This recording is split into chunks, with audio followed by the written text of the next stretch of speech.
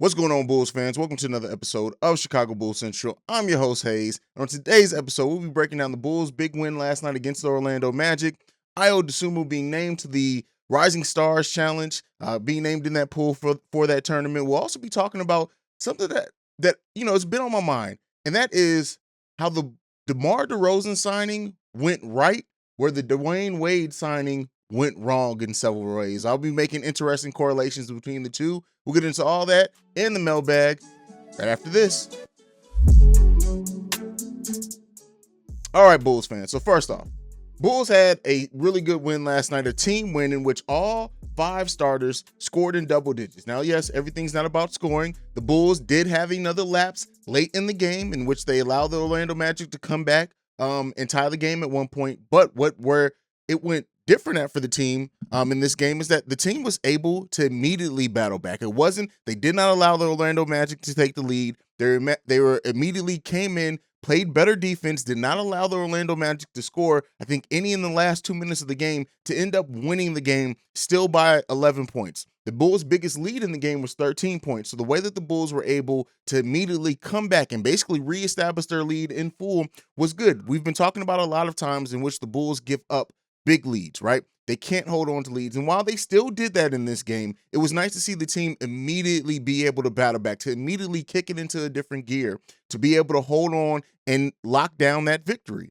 And yes, there are positives and negatives to take out of this game as well, in the way that the Bulls defended at times, but the Bulls were very active on defense. We got big contributions. The bench played solid overall as a bench. We didn't have any one big scorer off the bench in tonight's game, but our starters really held everything down. In the game last night, the Bulls shot 51% from field goal overall. They shot 36% from the three-point line and won the rebound battle 49-36. This was a good team win, and in which a time period in which I've said that the Bulls they play a lot of games over the course of February, a lot of games in a condensed amount of time between now and the All-Star break. We wanted to see the Bulls kind of get some things back on track, get back to playing winning basketball. And while I will say, I don't want to just talk about all the good. The Bulls not being able to hold on to leads is concerning, and it's been something that has been a concern since the beginning of the season. And I know people are going to say, "Well, we're missing Alex Caruso, we're missing Lonzo." And those things are all valid, but these were things that were plaguing the team even when we had those players. So it's just a concern. Now, do I think that they'll be able to fix it? Yeah, this team has been a team that continues to adapt. They continue to win in different ways. And so with all that being said, I do think that this team can figure it out, and I hope that they do. It was good to see the Bulls get a victory. It's good to see them hopefully string together some wins. It's not going to get any easier for the Bulls, right? I know we do have a stretch in February where we don't play some of the best competition, but again, the schedule, just because of the amount of games that we play is going to get very difficult. So we play Toronto tomorrow, and we already know how Toronto can be, especially in the matchups against us, how they've been tough games for us. And then after that, we play Indiana, and we know what Indiana has done to us in different parts of the season as well. And then following that, we got Philadelphia and Phoenix on a back-to-back on Sunday and Monday. So it doesn't get any easier for the Bulls, but just overall, it's good to see this team win in the way that they won, playing good team basketball, passing the ball, only 10 turnovers overall in this game too. And a lot of those came, and I think a lot of those came in the first half. I can't really remember off the top of my head, but overall, the Bulls played a really good brand of basketball last night. And it was one of those things where you just even looking at the box score, the fact that, nobody from the bench really stands out, but we got 6 points from Tyler Cook, 9 points from Troy Brown Jr., 2 points from Tony Bradley, 9 points from Kobe White, 3 points from Matt Thomas. That is a solid scoring ability from your bench overall, right? You do initially, what's going on with Kobe is a bit weird. Kobe was 4 for 12 for last night, but, that aside, Tyler Cook gave us some really solid minutes as well last night. But Ayo Dosunmu, and we're going to talk about Ayo very heavily coming in next, but I want to talk about Ayo in this game specifically. Ayo giving us 9 assists, 13 points, 5 points coming in that key stretch in which the Bulls were taking that lead back after allowing Orlando Magic to tie it, hitting a 2-pointer, then the 3-pointer. Ayo has ice in his veins, and it was good to see a quote like this from Ayo after the game. I just think it just comes from the mentality. Since a young age, I always have the confidence to to know that, what you work on when the lights are off by yourself, late nights, early mornings, I just tend to have the confidence to take the shots when it's the biggest stage. And that just went on to my high school career, my collegiate career, and then it's just something that always was instilled in me. And Ayo being named to the All-Star, to the Rising Stars, and being in that pool and going to be in that tournament, some of my expectations for him, I just think Ayo is really going to come out and show and just shine amongst a bunch of other lottery picks, rookies, second-year players. I really do think that Ayo's going to have a hell of a tournament. Now, again, I don't even know how many minutes Ayo's going to play, but just his grit, his determination, everything. Ayo Dosunmu talked about how DeMar DeRozan gave him lessons on a full 3-hour plane ride and just showing him where he can change his game, how he can make himself better, just absorbing everything like that. And I want to know, in this Rising Stars Challenge, what are some of your expectations for Ayo Dosunmu? How do you think he's going to shine, how he's going to play, and what's going to be some of the key takeaways that we see from him in that Rising Stars tournament? As well, I forgot to mention, what did you think about the game last night from the Chicago Bulls? But let's get into the next topic, talking about DeMar DeRozan. And Ayo Dosunmu calls DeMar DeRozan his big brother. And this is just an interesting thing that I want to talk about and where my mind went in hearing about this. DeMar DeRozan is doing the things that we hoped signing Dwayne Wade would have done for Jimmy Butler and that Bulls team at that time. When you talk about bringing in a veteran like DeMar DeRozan, somebody who's taken Ayo Dosunmu under his wing, who's really helped Ayo blossom and build his confidence, and is going to really help Ayo be great, not now, but later in his career as well. This is something that Ayo's always going to go back to and remember of the lessons that DeMar DeRozan taught him in however long DeMar DeRozan ends up being here. It's great, but you remember when the Bulls signed Dwayne Wade?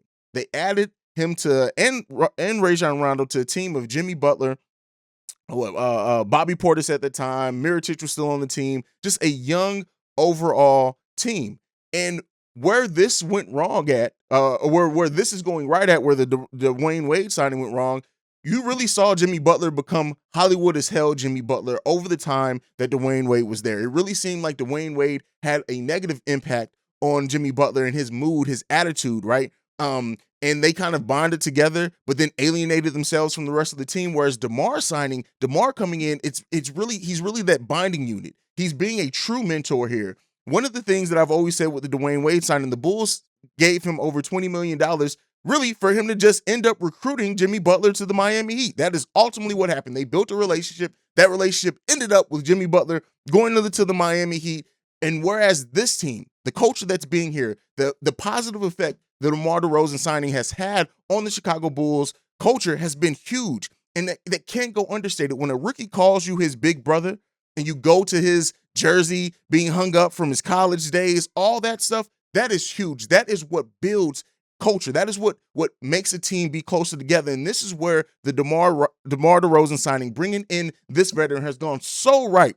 Whereas before, and that 3 Alpha signing went so wrong for the Bulls franchise, that really became of all-time low for the Bulls franchise. Let me know if you agree with it. Let me know if you think my thinking's a little bit off on that. But I wanted to definitely mention that in this episode. Let's get into the next topic. The NBA trade deadline is 9 days away.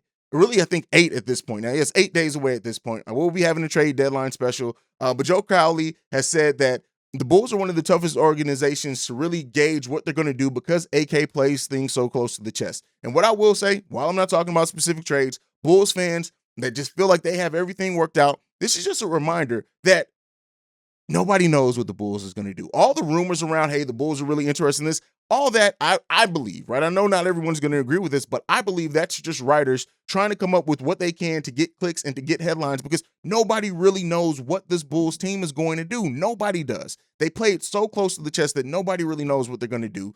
But I wanted to mention that. Let me know down below, what do you think about that, and how do you appreciate the fact that we do have a front office that you can trust? And that's what I trust. And I think more of us need to trust them, if I'm being honest with that. So let's get into this next thing. This is the mailbag. We got one voicemail for today, and this is from Dre.